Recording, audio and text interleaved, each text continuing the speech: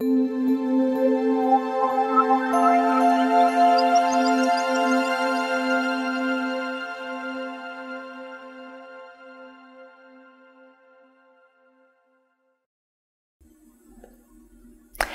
que le yoga Kundalini? Qu'est-ce que la Kundalini? Et aussi, à qui s'adresse ce type de yoga et à qui ça ne s'adresse pas? C'est ce qu'on découvre dans cette vidéo sur le Kundalini Yoga. Namasté! Je m'appelle Maryse Lehoux, je suis fondatrice de Diva Yoga et de l'Université internationale de yoga. C'est un grand bonheur de vous accueillir aujourd'hui. Vous n'êtes pas abonné? Quoi? Vous n'êtes pas encore abonné à la chaîne? Je vous invite à le faire juste en dessous. Vous cliquez sur s'abonner, sur la petite cloche aussi, puis là vous allez recevoir des vidéos sur l'anatomie, sur des cours de, vous allez recevoir des cours de yoga, la philosophie, des mudras, vous allez recevoir des cours sur comment bien vivre dans le quotidien, sur les yama niyama. Vraiment, je vous invite à le faire. Il est temps là, c'est vraiment le temps de vous abonner. Et blague à part, aujourd'hui on voit un sujet un peu plus sérieux que ces blagues que je suis en train de faire, c'est le yoga Kundalini. Le maître du yoga Kripalu, donc Swami Kripalu, pratiquait lui-même le yoga Kundalini. Comme je l'ai mentionné dans la vidéo précédente, il disait lui-même que ce n'était pas un yoga qui était adapté pour quelqu'un qui a des enfants, un travail, une vie quotidienne bien remplie. Dans son cas à lui, il pratiquait le yoga Kundalini et dans les 30 dernières années de sa vie, il le faisait 10 heures par jour, à tous les jours. Il n'a pas sauté une journée parce que c'était Noël ou parce que c'était je sais pas quelle fête indienne, la fête des couleurs. Il a vraiment fait tous les jours, les 30 dernières années de sa vie, 10 minutes par jour, 10 heures par jour. Moi, je vous invite à faire 10 minutes, mais lui, il faisait 10 heures par jour. Donc, qu'est-ce que c'est que la Kundalini? Tout d'abord, parce que je pense que c'est important de démystifier ce qu'est la Kundalini. Donc, la Kundalini, c'est, si je fais la comparaison avec ce que nous, on connaît en Occident, on dit que dans le cerveau, on utilise seulement 10%, puis un 90% qu'on n'utilise pas, et on veut pouvoir aller chercher ce 90%. La façon dont les hindous le voyaient, c'est qu'on a effectivement 90% dormant, ici, au niveau du premier chakra, donc à la base de la colonne vertébrale, et on utilise seulement 10% pour notre vie quotidienne. Et ce qu'on veut faire, c'est débloquer cette énergie pour que la Kundalini s'élève, donc ce grand état de conscience, que ça puisse s'élever et qu'on vive cet état d'éveil. Donc, la Kundalini qui est l'énergie vitale qui passe à travers le canal central, Sushumna, pour pouvoir s'élever par la suite. Donc, super objectif, génial, objectif génial. Qu'est-ce qui est utilisé pour faire la montée de la Kundalini? On utilise des mantras, des bandhas, des mudras, des techniques de respiration, un peu de posture, mais pas tant que ça. Mais c'est un des outils, mais c'est vraiment pas le plus important. On utilise aussi des kriyas. Donc des kriyas, c'est des techniques de purification. C'est pour aider la purification. Et souvent, les kriyas sont une combinaison de plusieurs des éléments séparés que j'ai mentionnés. Je sais pas si j'ai mentionné les mantras, donc les chants. C'est un des éléments qui est très important aussi pour pouvoir faire monter cette énergie. On joue avec les énergies subtiles, donc on est beaucoup plus dans la subtilité ici que dans renforcer je suis en train de renforcer un muscle. Oui, il y a des muscles des bras qui vont se renforcer parce qu'il y a beaucoup de gestes avec les bras qui sont faits. Donc ça, c'est une des choses qu'on va développer, mais ce n'est pas le but. C'est juste un effet secondaire. Donc, il y a beaucoup d'énergies subtiles qui vont bouger dans le cadre du yoga Kundalini pour pouvoir enlever ces éléments-là. Et lorsque ça se produit, lorsqu'on joue avec les éléments subtils, moi, lorsque je forme des professeurs de yoga, je leur dis toujours, tu sais, les énergies subtiles, le pranayama, tout ça, on y va délicatement. Ça, c'est ma façon de voir les choses, là.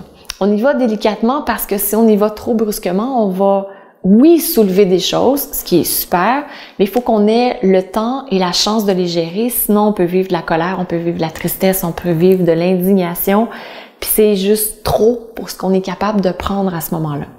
Donc, un peu la même chose aussi avec le yoga Kundalini. Lorsqu'on le pratique, on veut s'assurer d'être bien enraciné. Donc, ça s'adresse pas à tout le monde, évidemment. Les gens qui sont déjà un petit peu plus dans les airs vont être super attirés vers ce type de yoga. mais c'est pas nécessairement le yoga qui est le plus approprié pour eux parce qu'ils ont besoin d'enracinement. Donc, lorsqu'on pratique le yoga Kundalini, beaucoup d'ancrage tout d'abord avant de commencer, s'assurer qu'on est quand même solide dans notre vie, qu'on est stable au niveau émotionnel. C'est un yoga qui s'adresse pas aux gens qui font de l'anxiété, par exemple, parce que, encore là, ça fait augmenter cette énergie, cette grande énergie. Donc, une fois qu'on est bien enraciné puis que les symptômes d'anxiété ne sont pas là, ça peut être un yoga qui est approprié, mais pas pendant l'anxiété, mais disons pendant une période anxieuse, c'est pas un yoga qui est nécessairement approprié. Ça s'adresse à des gens qui sont un peu, je dirais, pris dans leur corps, puis qu'ils sont cartésiens, oui, des gens qui sont pas attirés vers ce type de yoga, ça va leur faire super du bien. Je pense entre autres nos chers Pitta, c'est un yoga qui va leur faire du bien. Au départ, ils vont entrer dans ce genre de cours de yoga-là, puis ils comprendront pas. Ça va, c'est pour ça que je dis que ça prend quelques fois avant de pouvoir bien comprendre un cours puis voir les effets, parce que ce dont on a besoin, en général, on n'est pas attiré vers ça. Donc moi, je suis super attirée vers ce genre de choses. Mais c'est pas le yoga qui est approprié pour moi, j'ai besoin davantage d'ancrage. Aussi, comme je l'ai mentionné, c'est pas un yoga qui s'adresse à tout le monde. Donc, si vous avez une famille, des choses à gérer, etc., puis vous avez besoin d'être présent en contact avec le monde matériel, il faut choisir ces périodes où on le fait. Donc, souvent, le yoga Kundalini va fonctionner par période de 40 jours où pendant ces 40 jours, on va faire tel type de pratique. À ce moment-là, vous vous assurez dans votre horaire que vous avez le temps pour pouvoir revenir reconnecter à votre corps, faire cette transition. Donc, parfois, certaines personnes vont faire des cours de yoga Kundalini, vont sentir un peu la tête qui tourne. Après quelques jours de Kundalini, là, si on fait là, le 8 ou 10 heures par jour, évidemment, c'est pas pour tout le monde, là. Ça se peut qu'on ait besoin de se reconnecter, se regrounder à la terre pour pouvoir conduire, par exemple. Mais c'est un super yoga pour les gens qui ont besoin de vivre autre chose et de sortir du quotidien train-train de leur corps. Donc, Pitta Kapha, c'est un super yoga pour ça. Et petite anecdote qui serait à vérifier, mais je vous l'ai dit puis vous pourrez voir. La première personne qui aurait introduit le yoga Kundalini en Occident, c'est Carl Jung, donc qu'on reconnaît pour ses travaux justement sur la psychologie. Il aurait présenté ce qu'est le yoga Kundalini, mais il n'aurait pas pratiqué lui-même, mais c'est lui qui aurait introduit tout d'abord cette idée. Puis il y a sûrement quelqu'un qui a dit « Ah, moi ça m'intéresse, je m'en vais en Inde pour découvrir ce que c'est ». Et voilà, c'est comme ça, c'est l'une des façons dont ça a été transmis. Puis par la suite, on a différentes personnes qui ont amené le yoga Kundalini dans notre monde. Donc, pour le plus grand bien de notre humanité, encore une fois. Parce que pour chaque type de yoga, il y a un étudiant à qui ça s'adresse. Et c'est ça qui est extraordinaire dans le yoga. Chacun peut aller trouver son compte dans tous les types de yoga qui sont disponibles. Donc voilà, c'est ce qui complète présentement le yoga Kundalini. Et demain, ce qu'on voit, c'est le yoga Shivananda. Donc un autre type de yoga qui est pas lié avec Krishnamacharya, qui est pas lié avec le yoga Kundalini ni le yoga Kripalu, mais qui est un autre type de yoga qu'on pratique en Occident, qu'on pratique aussi beaucoup en France. Donc on va découvrir ce que c'est. Puis lorsque vous allez voir un cours de Shivananda, vous allez pouvoir dire « Ah, ok, j'ai une petite idée de ce que c'est. » Donc on va pouvoir le découvrir demain. Et je vous invite à écrire dans les commentaires ci-dessous, c'est quoi peut-être la petite pépite d'or que vous avez appris dans cette vidéo qui fait « Ah, je savais pas cette chose-là. » Je suis vraiment ravie d'apprendre cet élément sur le yoga Kundalini.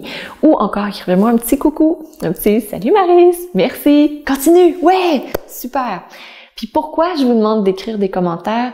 D'abord parce que ça me fait super plaisir de vous lire. J'aime savoir ce que vous avez retenu parce que je mets l'accent sur ces éléments. Lorsque vous m'écrivez des commentaires, ça me dit ensuite qu'est-ce qui est important, qu'est-ce que j'ai besoin de partager. Ça, c'est une première chose. Et aussi, c'est parce que lorsque vous écrivez des commentaires, lorsque les gens arrivent sur les vidéos de Diva Yoga, qui lisent les commentaires, ils se disent « Ah, ça m'intéresse d'en découvrir un petit peu plus ». Donc, c'est pour cette raison-là aussi que les vidéos de Diva Yoga peuvent être partagées plus facilement, être attirées parce que vous êtes là pour pouvoir dire « Allez-y, écoutez cette vidéo, c'est super ». Donc, un grand, grand merci pour votre participation. Et je vous souhaite une superbe journée. Je vous embrasse et on se retrouve demain avec le yoga Shivananda. Namasté.